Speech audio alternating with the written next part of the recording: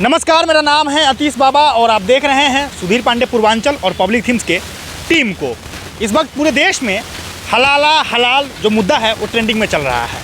हलाल जो उत्तर प्रदेश सरकार ने बैन कर दिया है और अब पूरे देश में ये मांग की जा रही है जो लोगों से कि जो हलाल है इसको पूरे देश में बैन कर दिया जाए। सबसे पहले इस वक्त हमारे साथ सुधीर पांडे जी मौजूद है। इनसे हम समझेंगे कि हलाला और हलाल में फ़र्क क्या है और पूरे देश में, चूँकि ये देश सेकुलर है तो इस देश में हिंदुओं की आबादी सबसे ज़्यादा है, तो क्या यह ज़रूरी है कि हलाल जो होता है, जो हलाल जो सर्टिफिकेशन है वो होना चाहिए क्या पंडित जी?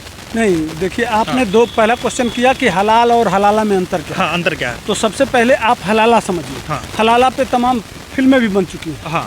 उसमें यह है कि कोई पति अगर मोबाइल से, फ़ोन से या किसी तरह से 3 बार वह तलाक, किसी सोशल मीडिया के माध्यम से भी अगर 3 बार तलाक कह दिया तो वो शादी का संबंध खत्म मान लिया जाता है। ठीक है। इसलिए कि इस्लाम में जो शादी है वो 7 जन्मों का रिश्ता नहीं होता है। वह मजबूरी नहीं है, माने वो संस्कार नहीं है, वह कॉन्ट्रैक्ट है।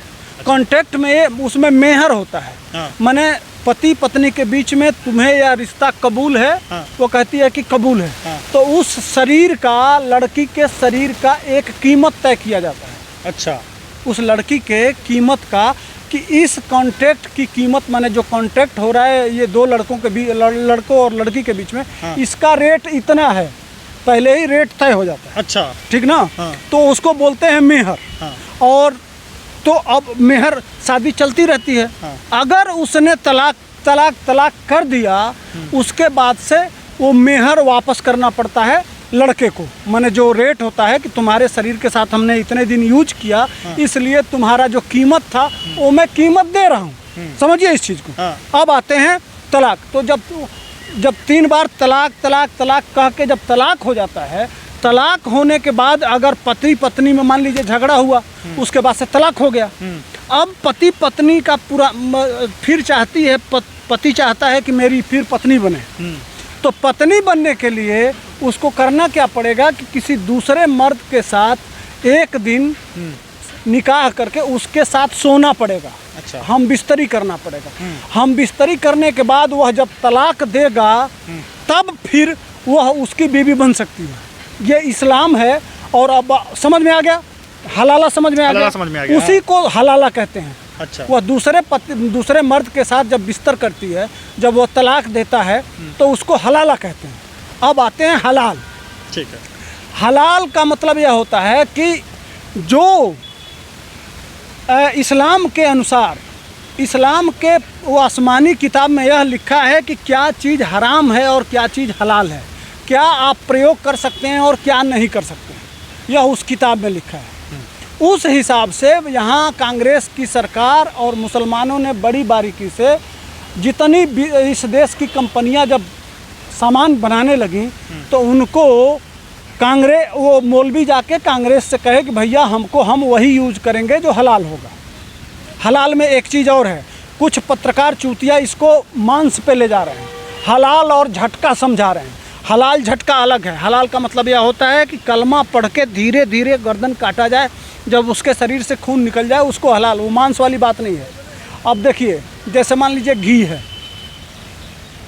चप्पल है, लिपस्टिक है,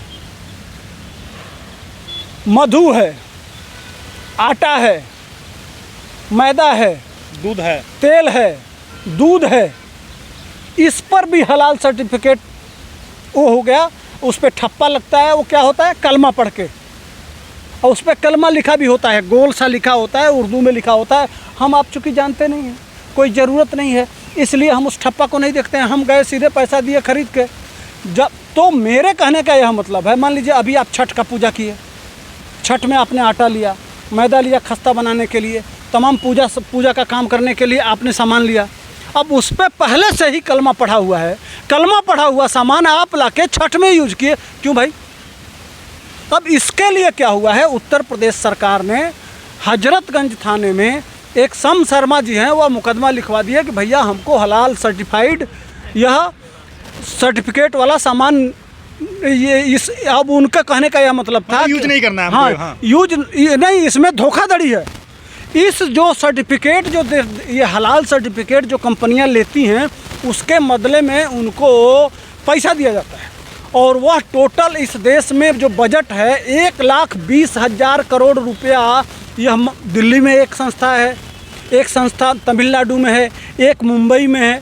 यह मौलाना लोग एक आदमी रखते हैं, उस कंपनी में यह भी कंपलसरी करते हैं कि इतना % आपके मुसलमान नौकर आदमी रखना ही पड़ेगा।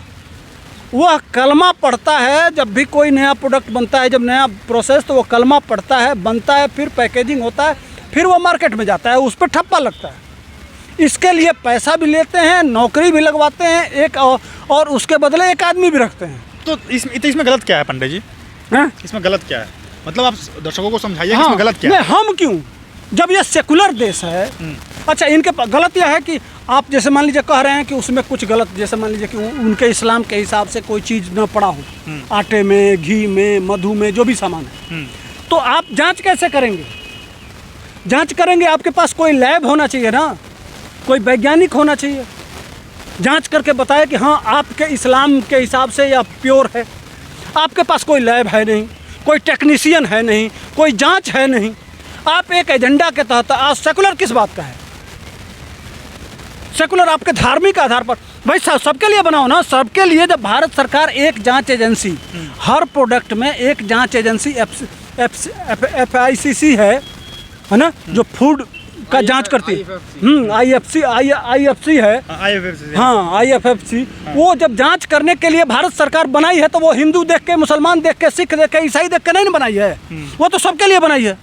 तो आपके लिए स्पेशली क्यों? आप कौन हैं? इस देश से ऊपर हैं, आपका धर्म ऊपर है, इस संविधान से ऊपर हैं, आप इस लोकतंत्र से ऊपर है। कहाँ भाई? ये कांग्रेस, उसी पे हजरतगंज थाने में वो शर्मा जी ने मुकदमा का दर्ज कराया, उत्तर प्रदेश। एक और चीज़, इसके साथ साथ उन्होंने यह कहा, शर्मा जी ने, कि इसमें जब 1,20,000 करोड़ रुपया सालाना का जो टर्नओवर है, वह पैसा जाता है टेरर फंडिंग में। वह 1,20,000 करोड़, हाँ, करोड़ वसूला जाता है साल में। अब वो जो संस्था है अलग, वो अब जितने देश के गद्दार हैं, जैसे CAA में जो बैठे थे, जो JNU में भारत तेरे टुकड़े होंगे इंशाल्लाह लगाए थे, जो ये सरजिल इमाम कहा था कि चिकन नेक काट दो, यह सब हमारे बात नहीं है। यह सब जो हुआ है, उनको वकील रख के उसी पैसे से देश के खिलाफ जो काम करते हैं, जितने आतंकवादी घटनाएं हैं, जो बम फोड़ते हैं, उनको इसी पैसे को लगा के उनको सुप्रीम कोर्ट में वकील रख के उनको छुड़ाया जाता है। अब बताइए, पैसा हमारा, आटा हमने खरीदा, मेरे टैक्स का पैसा गया और मेरे ही ऊपर बम फोड़ दिया गया। क्यों भाई? और उसको ये देश के बड़े बड़े मौलाना और बड़े बड़े लोग और तथाकथित पार्टियाँ, सेकुलर पार्टियाँ उसको जस्टिफाई करेंगी, उसका समर्थन करेंगी। उसी बात को लेकर गिरिराज सिंह ने, उत्तर प्रदेश में बैन हुआ तो गिरिराज सिंह ने पूछ दिया बिहार में, तो बिहार में कब बैन होगा? हाँ, कब बैन होगा? चिट्ठी लिखे हैं मोदी को, उस पर तेजस्वी यादव बरगला गए हैं, चिढ़ गए हैं। क्या बोले तेजस्वी? कह रहे हैं कि ये लोग नौकरी नहीं देते हैं, धर्म नौकरी नहीं देता है, हिंदू मुसलमान कर रहे हैं। तो आपकी माँ जो आटा खरीद के लाई थी छठ मैया को, तो उस पर कलमा पढ़ना जरूरी है? तेजस्वी बताएगा, तेरी माँ बताएगी, कि तेरी बहन बताएगी, कि तेरा बाप बताएगा, कि तेरे चमचे बताएंगे? उनकी माँ बहन करने कहाँ गलत है? इन दोगलों को सब कौन समझाएगा? भैया हमारी क्या गलती है? हम गए आटा खरीदने, हमको छठ मैया को चढ़ाना, पहले से ही उस पर कलमा पड़ा हुआ है, हम कहें कलमा वाला पढ़ ले आएंगे? क्या मतलब है? ये बात तो सही है। इसी बात को गिरिराज सिंह उठा रहे हैं, कहाँ गलत है? किस कोने से गलत है? कि अगर तुमको भेजना है, जोगी जी भी कह रहे हैं कि जो विदेश में, गल्फ में भेजना हो पैकेट, जो विदेश में जहाँ ज़रूरी हो, जहाँ कंपलसरी है, जहाँ शरिया के हिसाब से, तुम्हारे इस्लाम के हिसाब से कानून चल रहा है, वहाँ भेजो, बेचिए, कोई दिक्कत नहीं है हमको। कोई दिक्कत, इंडिया तो सेकुलर है, यहाँ तो इंडिया सेकुलर है ना, यहाँ तो सभी धर्मों के लोग रहते हैं। यहाँ तो कानून बनेगा वो सबके लिए बनेगा ना। एक पर्टिकुलर धर्म की मान्यताओं को ऊपर क्यों बनाया जाए? क्यों हलाल सर्टिफिकेट? और वह पैसा जांच क्यों नहीं होना चाहिए कि वह पैसा कहाँ जाता है, कहाँ जा रहा है, किस देश के किस यूज में आ रहा है? ये होना चाहिए कि नहीं? बिल्कुल होना चाहिए। तो आपकी क्या मांग है भारत सरकार से? मैं, भारत सरकार जांच करे, और जितने इस तरह, पहली बात कि हलाल सर्टिफिकेट बंद होना चाहिए, ये सर्टिफिकेट ही बंद होना चाहिए, नहीं तो कर दीजिए मुसलमानों के लिए अलग। अब यही देश का बंटवारा इसी आधार पर हुआ था यही कंडीशन क्या हुआ?